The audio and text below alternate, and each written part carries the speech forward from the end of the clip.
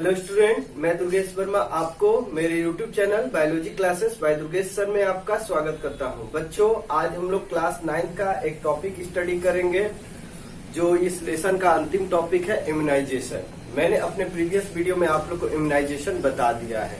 Immunisation का मतलब क्या होता है बेटा? इम्यूनाइजेशन का मतलब होता है इम्यून पावर को स्ट्रांग करना। और हमारा इम्यून पावर किस तरीके से स्ट्रांग होता है तो आपको पता होगा, जब वैक्सीन हमारे बॉडी में जब वैक्सीन एंट्री किया जाता है तो किसी भी डिजीज के लिए तो उस तरीके से हमारा इम्यून पावर जो होता है उस डिजीज के लिए पहले से तैयार हो जाता है, पहले से पावरफुल हो जाता है तैयार होकर। और जब भी कोई पैथोजन इंटर करता है, वही सेम पैथोजन इंटर करता है जिसका वैक्सीन लगा होता है, तो आपका इम्यून पावर इतना स्ट्रांग रहता है कि उससे लड़ता है और आपको डिजीज नहीं होने देता है। तो यह टेक्निक होती है इम्यूनाइजेशन की। तो इम्यूनाइजेशन के बारे में आपको क्लियर रहेगा। इम्यूनाइजेशन का मतलब होता है इम्यूनिटी का स्ट्रांग बना रहना, इम्यूनिटी को मेंटेन रखना जिससे कि फर्दर कोई डिजीज न हो।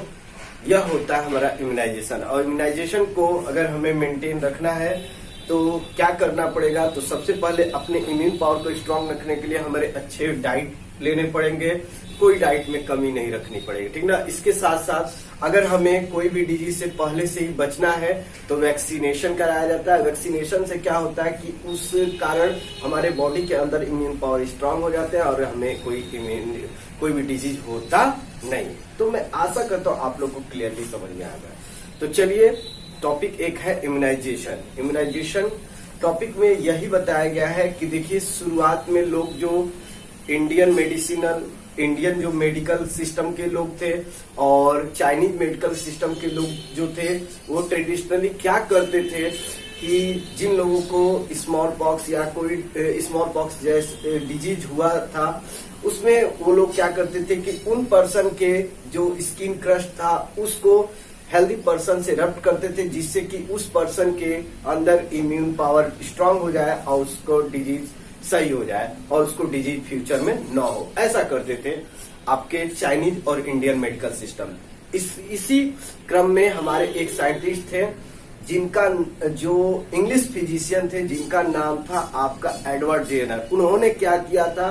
उन्होंने यह ऑब्जर्व किया कि जितने भी मिल्क मेड्स होते हैं उनके अंदर जब उनको पहले काउ पॉक्स हो गया था, तो काउ पॉक्स होने के कारण उनमें यह देखने को मिला कि स्मॉल पॉक्स जो जब इपिडेमिक कंडीशन में था, महामारी के रूप में पूरी तरह से लोगों को हो रहा था, उन लोगों को नहीं हो रहा था। यही ऑब्जर्व किया कि जब मिल्क मेड को काउ पॉक्स हो गया था तो उनको स्मॉल पॉक्स नहीं हो रहा था। उन्होंने ऐसा देखा तो उन्होंने क्या किया कि काउ पॉक्स वाला जो स्कार था जो लोगों को मिल्क मेड्स को हुआ था, उसको निकालकर उन्होंने उन लोगों को लगाया जिनको स्मॉल पॉक्स हुआ था।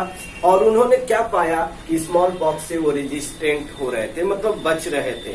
तो इस तरीके से अचानक उन्होंने ये वैक्सीनेशन की डिस्कवरी की, वैक्सीन की डिस्कवरी की। और यही वैक्सीन की डिस्कवरी आगे चलकर हमारे लिए आज वैक्सीनेशन बन गया। तो मैं आशा करता हूँ कि आपको अभी तक जितना मैंने बताया वो क्लियरली समझ में आ रहा होगा। बेटा, कोई डाउट होगा तो आप जरूर मुझसे पूछिएगा। ओके, तो कोई भी डाउट हो तो आप मुझसे पूछ सकते हैं। तो आपने क्या समझा अभी तक के टर्म में? आपने क्या समझा कि वैक्सीनेशन करने से इम्यूनाइजेशन किस तरीके से स्ट्रांग होता है, किस तरीके से इम्यून पावर वर्क करता है, यही आप लोगों ने जाना। मैं आशा करता हूं कि आपको समझ में आ रहा होगा।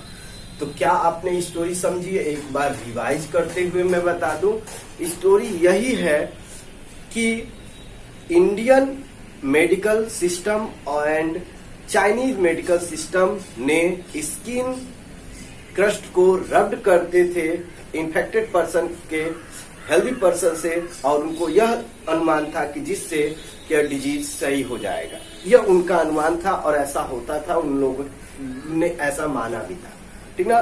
लेकिन इसको अच्छी तरीके से जानने के लिए 2 सेंचुरी एगो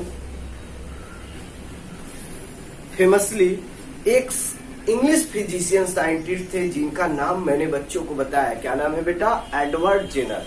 उन्होंने अपने ऑब्जर्वेशन में क्या देखा। उन्होंने अपने ऑब्जर्वेशन में बेटा यही देखा कि जो मिल्क मेड से जिनको काउ पॉक्स हुआ था, काउ पॉक्स जो है इसका जो वायरस होता है वो थोड़ा सा वीक होता है in comparison to smallpox, ठीक ना। तो माइल्ड डिजीज होता था, हल्का डिजीज होता था काउ पॉक्स। तो उस काउ पॉक्स वाले जो लोग थे जिनको काउ पॉक्स हो गया था और वो जो काउ पॉक्स से सही हो गए थे उनको स्मॉल पॉक्स नहीं हो रहा। वो लोग कौन थे? Milk made. लेकिन और अन्य लोगों को स्मॉल पॉक्स हो रहा था। तो उन्होंने ऐसा ऑब्जर्व करने के बाद उन्होंने क्या किया कि जो काउ पॉक्स वाले लोग थे उनके जो इन्फेक्शन थे जो उससे सही हो गए थे, उनके जो स्कार या जो भी पैचेज थे उनसे उन्होंने लिक्विड को एब्जॉर्ब करके किसके अंदर इंजेक्ट किया? तो उन पर्सन के अंदर इंजेक्ट किया जो स्मॉल पॉक्स से सफर कर रहे थे। और उन्होंने क्या पाया कि उनमें रेजिस्टेंट आ गया, उनमें कोई डिजीज नहीं हुआ, ठीक ना।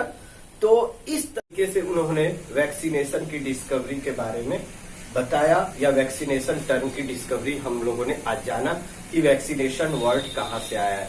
तो मैं आशा करता हूं कि आप लोग को समझ में आ गया होगा। अगर कोई डाउट हो तो आप मुझसे पूछ सकते हैं। मैं अपने अगले वीडियो में आप लोगों को नए लेसन के बारे में बताऊंगा। आज के डेट में हम लोगों ने इस लेसन को कंप्लीट कर लिया है।